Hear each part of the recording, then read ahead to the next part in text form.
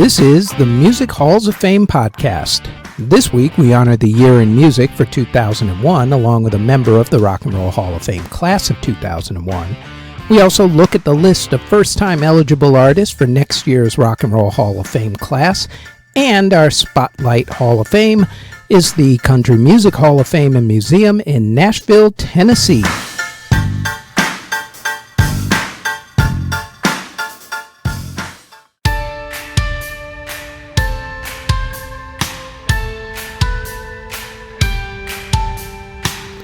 Before we get going with the podcast, like everyone tells you, please like, subscribe, and hit the notification bell so you'll know when these podcast episodes drop, which is usually every Thursday.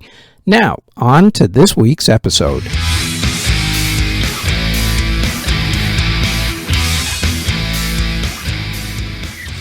The year was 2001. It was a really busy year for music, but was shaped by a couple of major events, both of them terrorist-related, and both of them on American soil. First, the setup. George W. Bush was sworn in on January 20th, 2001 as President of the United States after the very controversial 2000 presidential election, which saw the whole entire thing decided by the Supreme Court stopping the vote count in Florida. On September 7, 2001, Michael Jackson held the first of his two 30th anniversary star-studded tribute concerts at Madison Square Garden in New York City. That same day, singer Ryan Adams recorded a music video for his song New York, New York. In the video, Ryan stood on the Brooklyn side of the East River with the skyline of Lower Manhattan behind him. Among the buildings of the skyline were the Twin Towers of the World Trade Center. On September 10th, while testifying in front of Congress about $3.2 trillion in missing defense money, Defense Secretary Donald Rumsfeld called the Pentagon bureaucracy the biggest threat to America. On the evening of September 10th, Michael Jackson performed the second of those tribute concerts at the Garden. Meanwhile, yours truly went to Borders Books and Music at the World Trade Center in the mall to buy a book. I guarantee you that neither Ryan Adams, Michael Jackson, nor myself had a clue about how much our lives would all be influenced by what happened the very next day.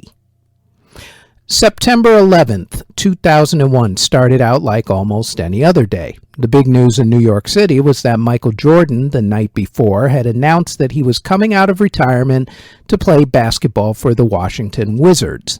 It was also primary voting day in New York City, as we in the city were going to vote for mayor to replace outgoing Mayor Rudy Giuliani. There were new album releases that day from Jay-Z, Mariah Carey, and Bob Dylan because albums came out on Tuesdays, unlike the Fridays that they now come out on. It was a pretty relatively calm, sunny day. Kind of warm, actually, for September. Singer, actor, and writer Seth MacFarlane of Family Guy fame and rapper and actor Marky Mark Wahlberg were both scheduled to be on different flights out of Boston, Massachusetts, going to Los Angeles, California that morning. Both ended up missing those flights.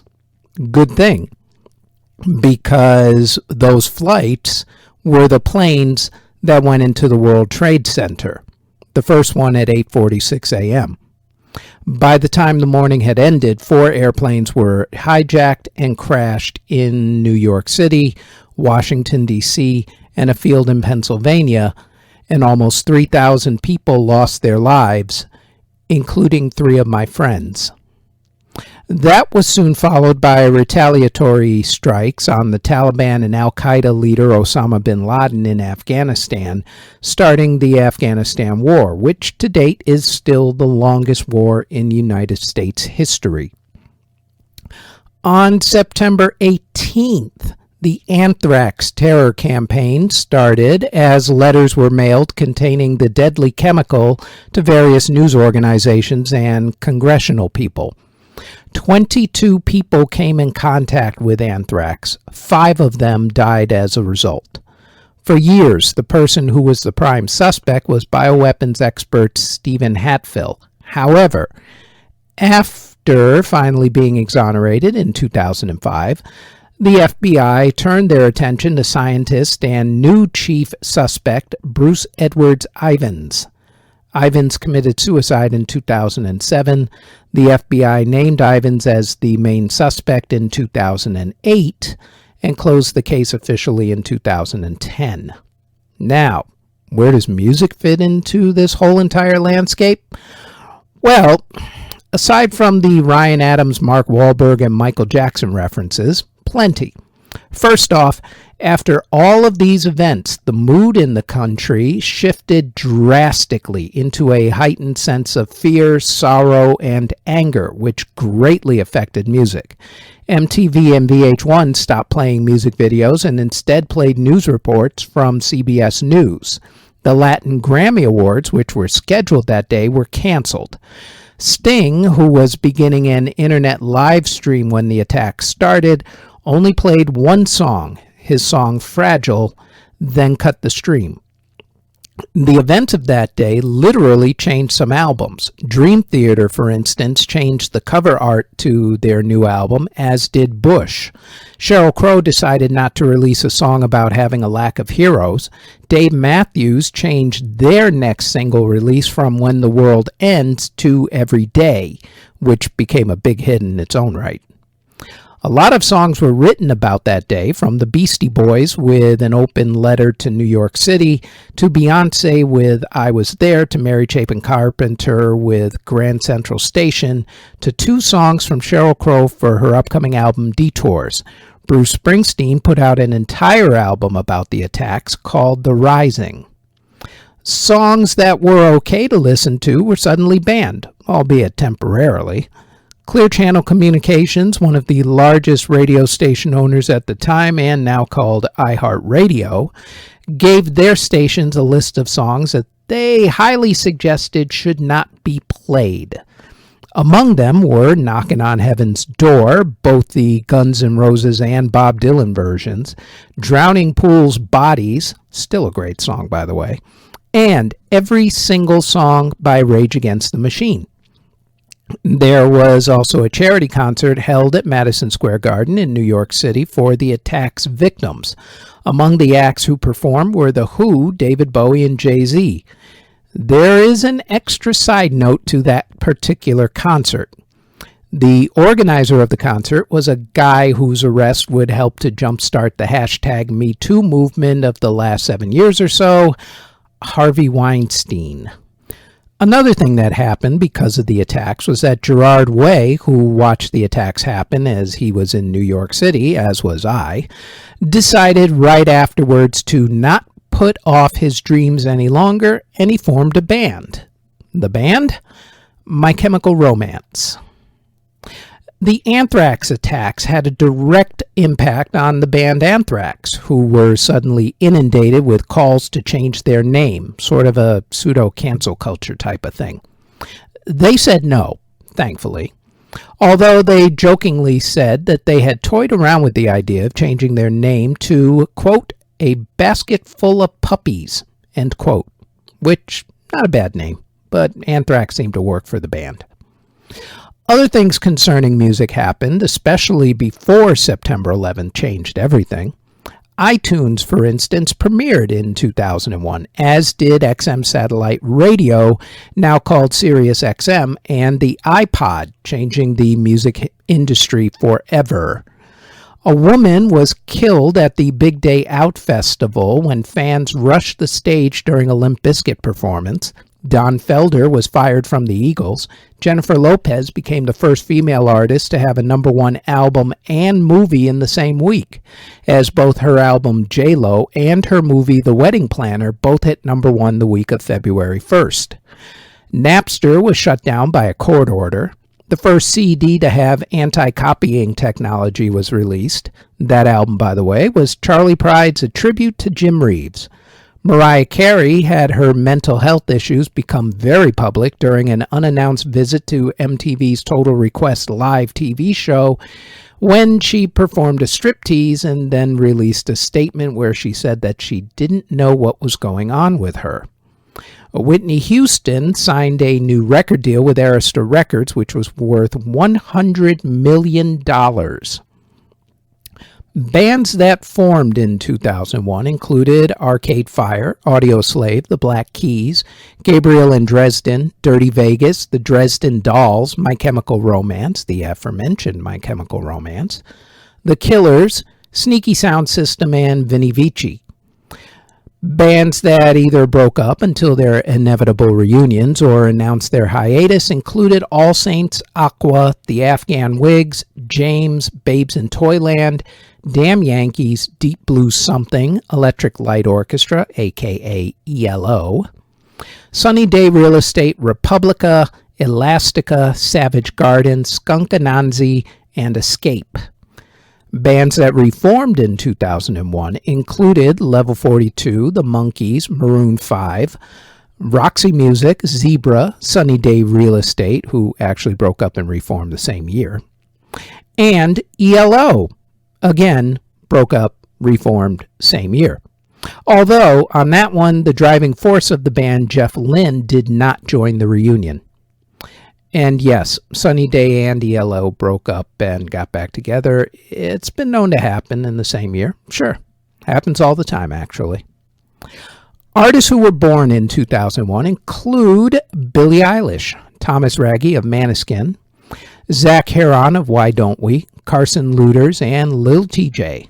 Singer Aaliyah was killed in a plane crash in 2001 when her small plane was overloaded with gear for a music video she was shooting in the Bahamas and then crashed shortly after takeoff. Also passing away in a completely separate plane crash from Aaliyah in 2001 were Melanie Thornton of the Eurodance band La Bouche and Nathalie Van Het Ende and Maria Serrano of the Eurodance band Passion Fruit when their Swiss airline Crossair Flight 3597 crashed during poor visibility, killing the three singers along with 21 other people. That flight became known as the day Eurodance died. Other artists who passed away in 2001 include George Harrison, blues great John Lee Hooker, country music star Chet Atkins, John Phillips of the Mamas and the Papas, Joey Ramone of the Ramones, entertainer Perry Como, Les Brown of Les Brown and his Band of Renown, Charles Pettigrew of Charles and Eddie, composer John Fahey, violinist Isaac Stern, harmonica great Larry Adler, Carl Crack of Atari Teenage Riot, Stuart Adamson of Big Country, Kenny Green of Intro, drummer Billy Higgins, trombonist J.J. Johnson, and Chuck Schuldiner, ironically of the band Death. Chuck passed away from brain cancer at the age of 34 that year. Billboard's biggest selling album that year was Linkin Park's Hybrid Theory. Other big sellers were by Shaggy, NSYNC, Enya, Stained, Alicia Keys, U2, The Beatles, Destiny's Child, Creed, the Oh Brother Where Art Thou soundtrack, and Now That's What I Call Music Volume 6. Billboard's biggest selling song of 2001 was Lifehouse's Hanging by a Moment. Other big songs were Fallen by Alicia Keys, All For You by Janet Jackson, Drops of Jupiter by Train, I'm Real by Jennifer Lopez and Ja Rule, If You're Gone by Matchbox 20, Let Me Blow Your Mind by Eve and Gwen Stefani, Thank You by Dido, Again by Lenny Kravitz, and Independent Women by Destiny's Child. Heavy metal in 2001 was still breathing, though it had fully transformed into rap rock and pop punk, with bands like Linkin Park, P.O.D., and Sum 41 topping the charts. Big bands like Nickelback, Aerosmith, Entombed, Drowning Pool, Gwar, Tool, System of a Down, Slipknot, Slayer, Judas Priest, Megadeth, and Avenged Sevenfold all put out albums that year as well. In country music, the big albums of the year were released by Brooks and Dunn, Tim McGraw, Martina McBride, Reba McEntire, LeAnn Rimes, Lone Star, Trisha Yearwood, Toby Keith, George Strait, and Garth Brooks. Top singles were released by Brooks and Dunn, Tim McGraw, Blake Shelton, Sarah Evans, Keith Urban, Kenny Chesney, Toby Keith, Lone Star, Diamond Rio, and Alan Jackson. In hip-hop, DMX, D12, Ja Rule, Nas, Lil Bow Wow, now known as just Bow Wow, Ludacris, Juvenile, and Jadakiss all had top-selling albums. Jay-Z released the album The Blueprint on 9/11, ironically, while the Tupac posthumous release Until the End of Time was also a huge seller. Singles-wise, Nelly had 3 big singles, Ride With Me, Number One, and EI. Outkast had Miss Jackson and So Fresh and So Clean, Clean. Jay-Z had Izzo and Girls, Girls, Girls. Trick Daddy had I'm a Thug.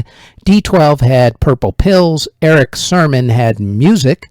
Ludacris had Area Codes. Fabulous had Can't Deny It. And Nas had Uchiwali. In dance music, Daft Punk released their album Discovery in 2001. A young DJ named Tiesto released his debut solo album called In My Memory. That year's class of pop and R&B crossover dance chart toppers included Depeche Mode, Madonna, O-Town, Destiny's Child, Maxwell, Jennifer Lopez, U2, Janet Jackson, Enrique Iglesias, and Stevie Nicks. There were some more legit EDM artists that had big hits in 2001, like the Chemical Brothers, Christine W., Madison Avenue, David Morales, Salida, Sono, Abigail, Tamia, Kim English, Photek, and Majo. On Broadway, 2 musicals opened that went on to shatter records everywhere. The Producers with Matthew Broderick and Nathan Lane, and the musical based on ABBA songs Mamma Mia. In Latin music, the biggest albums of the year were released by Paulina Rubio, Christina Aguilera, Vicente Fernandez, A.B., Quintanilla y Los Cumbia Kings, Lupillo Rivera, Ricky Martin, Azul Azul, Grupo Brindis, Luis Miguel, and Marco Antonio Solis. At the Grammy Awards for the music of 2001, the Oh Brother, Where Art Thou movie soundtrack won Album of the Year, which was why it was such a popular album that year. Alicia Keys won Song of the Year for Fallen and also won Best New Artist. U2 won Record of the Year for Walk On. At the American Music Awards, U2 won Artist of the Year. At the Billboard Music Awards, Destiny's Child won Artist of the Year. At the MTV Video Music Awards, Christina Aguilera, Lil' Kim, Mia, Pink, and Missy Elliott all won Video of the Year for Lady Marmalade. That was also the show when Britney Spears performed the song I'm a Slave for You with a python wrapped around her body. At the Eurovision Singing Contest, which was held that year in Copenhagen, Denmark, Estonia won for the song Everybody. At the Tony Awards, the Producers, the aforementioned Producers, won Best Musical, winning 12 Tony Awards out of 15 nominations. 42nd Street won Best Revival of a Musical that year. Musically, at the Academy Awards, If I Didn't Have You from Monsters, Inc. won Best Song, and The Lord of the Rings won Best Score. The Pulitzer Prize for Music was shared in 2001 by John Corigliano for Symphony No. 2 for String Orchestra, Stephen Hartke for Tatuli, and Fred Lerdahl for Time After Time. The Rock and Roll Hall of Fame induction ceremony was held on March 19, 2001 at the Waldorf Astoria Hotel in New York City. At that year's ceremony, they inducted guitarist James Burton and pianist Johnny Johnson into the Sidemen category. Island Records founder Chris Blackwell was inducted into the non-performers category. And in the performers category, the Hall inducted Aerosmith, Solomon Burke, Michael Jackson, the Flamingos, Queen, Paul Simon, Richie Valens, and this next group.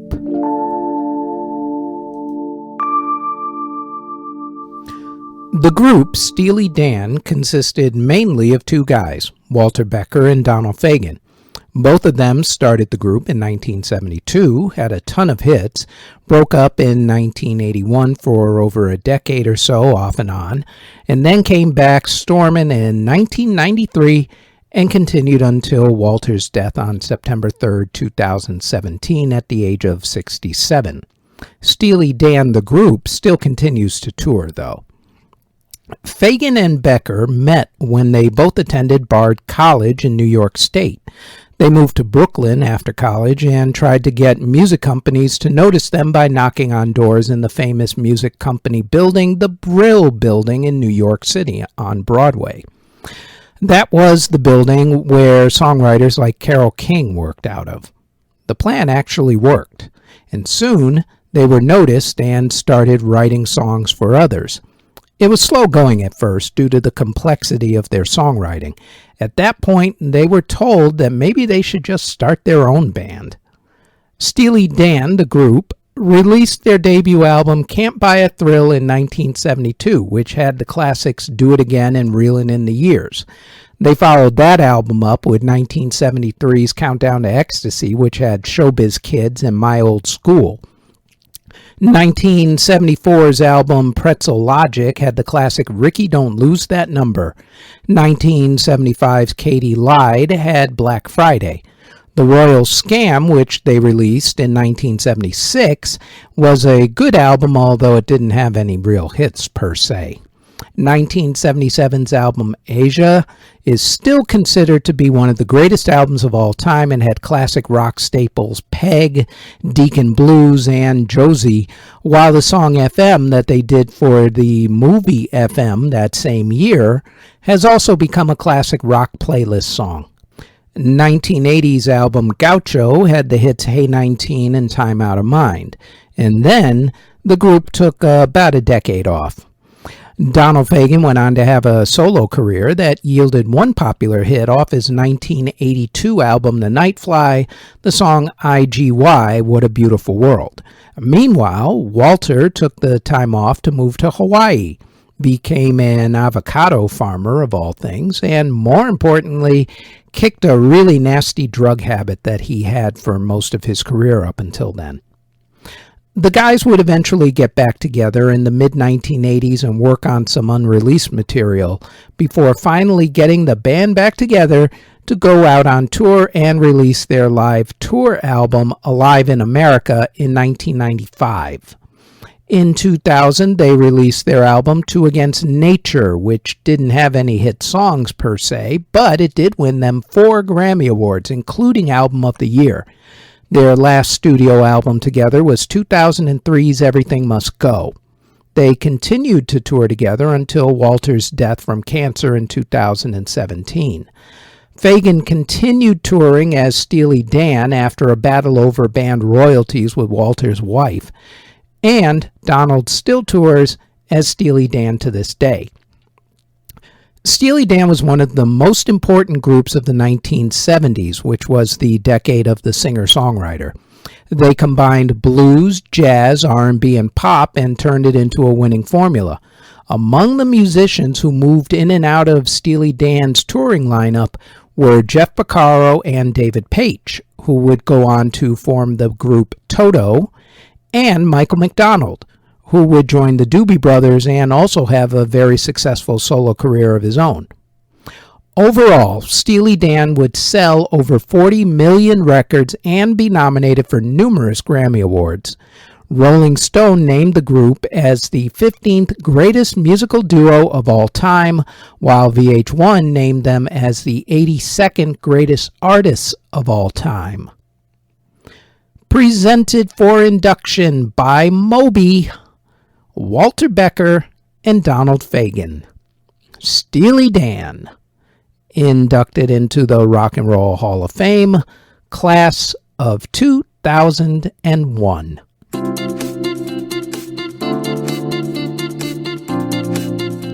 Before we get to the rest of the podcast, we'd like to tell you about our other podcast, the Music History Today podcast.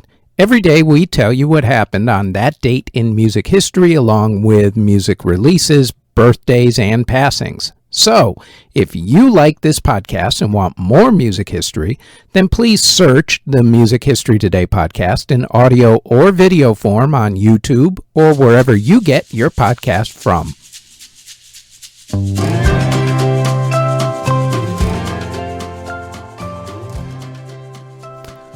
Voting for the newest class of the Rock and Roll Hall of Fame has now officially closed. While we wait for the final list of inductees, which should be announced in the next few weeks or so, let's look at who will be eligible for induction next year in their first year of eligibility. As a reminder, an artist has to have their first record released 25 years ago. This list will make you feel really, really old. The first-time eligible nominees for next year's class include 50 Cent, After Forever, Annie, Bad Meets Evil, BB Mac, Biffy Clyro, Black Label Society, Blue Man Group, Brad Paisley, Buck Cherry, Kala, The Caretaker, Chevelle, Chris Cornell as a solo artist, CKY, Clips, Dido, The Distillers, Elbow, Eve, Fantomas, Feist, Gogol Bordello, Hailstorm, High on Fire, Hot Hot Heat, Il Nino, Ja Rule, Jennifer Lopez, Jessica Simpson, John Mayer, John Paul Jones, Jordan Knight, Josh Ritter, Khalees, Laura Veers, Le Tigre, Lil Wayne, Los Hermanos, Ludacris, M. Ward, Macy Gray, Mandy Moore, Mates of State, My Morning Jacket, Neil Morse, Phil Lesh and Friends, Phoenix, Pillar, The Plain White Tees, Radio 4, Rilo Kiley, Royksop, Shaman's Harvest, Sick Puppies, Cisco, Sonata Arctica, Splendor, Surfjan Stevens, Tal Bachman, Ted Leo and the Pharmacist, Tegan and Sarah, Thursday, Warhorse, Watain, and Westlife. I think the Hall is going to have some problems in the coming years, which is beginning to show up in this list, to be honest. That problem is that it is extremely tough to make a case for a lot of upcoming artists to be inducted. I'll be blunt. As much as I love Luda's songs and his Fast and the Furious movies, he's not getting nominated. Same with pretty much everybody on this list. In fact, the only artists who I constrain to even vaguely consider are Jennifer Lopez, John Mayer, and Chris Cornell. Out of those three, J-Lo probably stands the best chance as a solo artist. She is, of course, a triple threat entertainer as a dancer, singer, and actress, and she's still going strong. She's got a great resume, and she's influential to a host of artists who want to dominate more than just music. She's also the first female entertainer to have a #1 album, J-Lo, and #1 movie, The Wedding Planner, both in the same exact week. Is she worthy of the Rock and Roll Hall of Fame, though? Well, that bar has changed in recent years to be more inclusive. Plus, Madonna's in, and she's an influential triple threat entertainer, so maybe there's a chance, I guess. Chris Cornell should hopefully finally get into the Hall this year as a member of Soundgarden, if there's any justice in this world. I'm not so sure about him as a solo artist, though. John Mayer's put together a really nice resume of work, both as a solo artist and also as an occasional member of whatever version of the Grateful Dead tours during the summertime. So he could sneak in, depending on who else is on the list. Here's the thing, though. The lack of standout talent on the most recent list means that the obvious talent pool choices are going to dry up pretty soon. This issue does have a bright side, though, because it'll make it easier in coming years for acts like MC5, Rufus, and Chaka Khan and Chic to finally get in, even though the Hall should have put all of those groups in a long time ago. Normally, I would take the strongest artists with a case and break them down for the next 4 or 5 weeks or so, especially the ones that look like they really have a good chance. But this is a really, really weak first-class eligible list. So we'll go back next week to advocating for the older artists who we want to see inducted into the Hall next year, like those 3 acts who we just said should have been inducted a long time ago.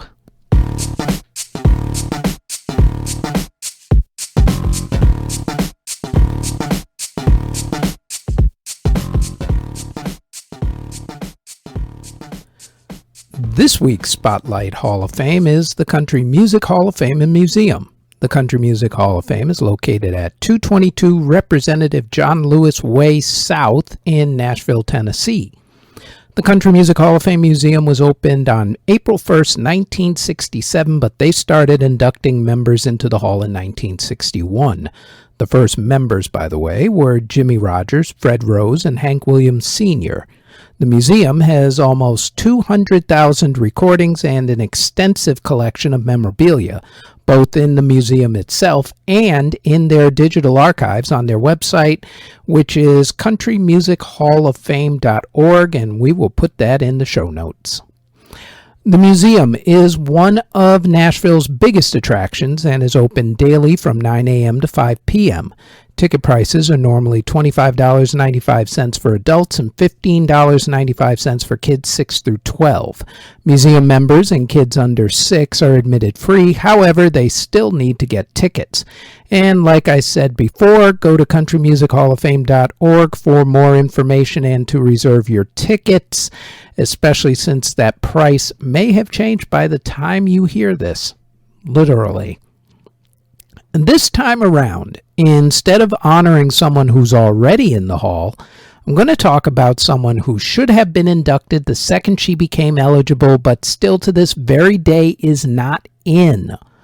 Shania Twain was born Eileen Edwards in Windsor, Ontario, Canada. She grew up poor as her mother remarried into what ended up being a violent relationship. Her family was sometimes in a homeless shelter, and sometimes, in order to help the family pay the bills, she sang in bars for tips. All throughout her childhood, despite the conditions, she kept at her singing. Once she got out of high school, she wanted to go further with her music. She started performing in a cover band that traveled throughout Ontario. Among the people she met along the way was country singer Mary Bailey, who took her under her wing. When Shania was in her mid-20s, her mother and stepfather were killed in an auto accident. Shania took in her siblings and raised them for a few years until they were old enough to move out on their own. During that time, she sang in a nearby resort. And during that time, she also made some demo tapes and sent them out to the record labels. Among the labels who were interested were Mercury Nashville, who signed her to a contract. She sang backup on a few country songs like Sammy Kershaw's Haunted Heart before she released her first album, which didn't do too well at first. It had a couple of hits like What Made You Say That and Dance with the One That Brought You. While that album originally didn't do well, a few things happened. First, it got her noticed and she won a Rising Star Award. The album also sold well, but that didn't actually happen until long after she became a megastar, and people went back and started buying up her back catalog. The third thing that happened was that producer and future husband, Mutt Lange, heard the album and wanted to help her produce and write songs for her next album, and that was the turning point. Her second album, The Woman in Me, was the album that first made her a household name. The first song, Whose Bed Have Your Boots Been Under, became a big country hit. This was also around the time that country rock, or rock country, depending on how you want to look at it, became huge thanks to Garth Brooks, and Shania rode that wave perfectly. Her videos were on the right side of sexy, which the record label loved so they could market her more. The album sold over 12 million copies and won her a Grammy Award for Best Country Album and the Country Music Award for Album of the Year. Her next album, Come On Over, was a mega success. The album strangely never hit number one on the Billboard Albums chart, but it sold over 40 million records worldwide, spawned a ton of hits, and helped her cross over fully into the pop and international market. Her videos, of course, helped. The one for Man, I Feel Like a Woman still gets talked about for its gender-switching take on Robert Palmer's Victim of Love video. They also had songs like That Don't Impress Me Much, You Got Away, From This Moment On, and this next song, You're Still the One, was co-written by Shania and Mutt Lange. The song was about their love for one another, and at the time there were a lot of critics who came after the couple once people found out that they were together. They had a big age gap between them, plus there was the whole singer marrying her producer cliche that nosy people made fun of. Through it all, they had each other. That is, until years after this song came out, when it was discovered that Mutt was actually having an affair with Shania's married best friend. And then the two couples ended up marrying each other's exes in the ultimate wife swap. You know, kids, life is weird sometimes. That's all I'm going to say. It's just weird sometimes. The new century brought problems for Shania. For instance, while her next album, Up, did well, it was not the blockbuster that the other two albums were. Add to that the implosion that her marriage became. In 2006, she released a greatest hits album and disappeared from sight for a little while. She also developed severe vocal issues that sidelined her career for a little while. She does put out albums. In fact, she has a new one that's out right now. And she is also doing a Las Vegas residency at Caesar's Palace that it seems every artist has to do when their career has 3 solid albums of music, but it's still a great way to see her. Now, because of her new marriage, she is officially a resident of Switzerland, not Canada. No matter, Canada still considers her to be one of their own. And when you consider that 2 of her albums have sold over 10 million copies each, becoming one of the most successful artists, male or female, regardless of genre, of all time, and when you consider that her contemporary in that department, country superstar Garth Brooks, was inducted into the Country Music Hall of Fame back in 2012, then I see absolutely zero reason why Shania Twain has not been inducted into the Country Music Hall of Fame, especially now that she has come out of semi-retirement and released yet another new album and a new tour. All right, maybe there's one. The Hall might not actually put in Canadians or Swiss people, but if that's the reason, then change the rule. Seriously. Because it really seems kind of stupid to keep the most successful female country music artists out of your Hall of Fame based on a technicality. Shania Twain, who, regardless of which country she's repping these days, should be considered for induction into the Country Music Hall of Fame in Nashville, Tennessee. And that is it for this episode of the Music Halls of Fame podcast.